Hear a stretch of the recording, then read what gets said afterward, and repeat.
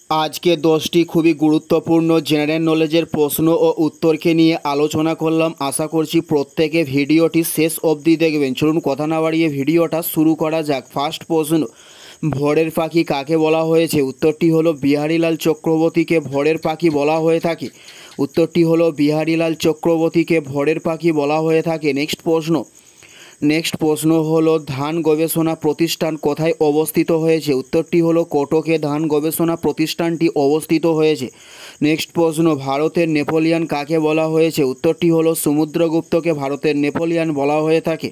উত্তরটি হলো সমুদ্রগুপ্তকে ভারতের নেপোলিয়ান বলা হয়ে থাকে। নেক্সট প্রশ্ন, পশ্চিমবঙ্গের কোন জেলায় মহকুমা নেই? উত্তরটি হলো কলকাতা জেলায় পশ্চিমবঙ্গের মহকুমা নেই। উত্তরটি হলো কলকাতা জেলায় পশ্চিমবঙ্গের মহকুমা নেই। নেক্সট প্রশ্ন, ত্রিভুজের তিনটি কোণের সমষ্টি কত? উত্তরটি হলো 180 ডিগ্রি। ত্রিভুজের তিনটি কোণের সমষ্টিকে ধরা হয়ে থাকে। উত্তরটি হলো 180 ডিগ্রি ত্রিভুজের তিনটি কোণের সমষ্টিকে ধরা হয়। নেক্সট প্রশ্ন, ভারতের প্রথম বিশ্ববিদ্যালয়ের নামকে কি বলা হয়? উত্তরটি হলো কলকাতা বিশ্ববিদ্যালয় বলা হয়ে থাকে ভারতের বিশ্ববিদ্যালয়কে। নেক্সট প্রশ্ন, কোন ভিটামিন জলে দ্রবণীয়? উত্তরটি হলো ভিটামিন সি জলে দ্রবণীয়।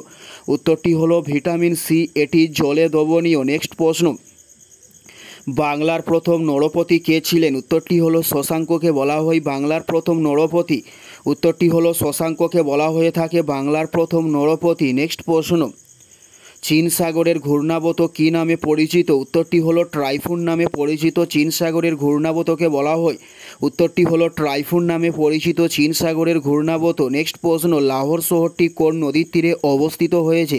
উত্তরটি হলো সিন্ধু নদীর তীরে লাহোর শহরটি অবস্থিত হয়েছে। এটাই ছিল এই ভিডিওর লাস্ট প্রশ্ন। আর কোন ধরনের শিক্ষণীয় ভিডিও আপনারা প্রতিদিন দেখতে চান অবশ্যই কমেন্টে লিখে জানাবেন। পুরো ভিডিওটা দেখার জন্য আপনাদের প্রত্যেককে অসংখ্য ধন্যবাদ। Thanks for watching.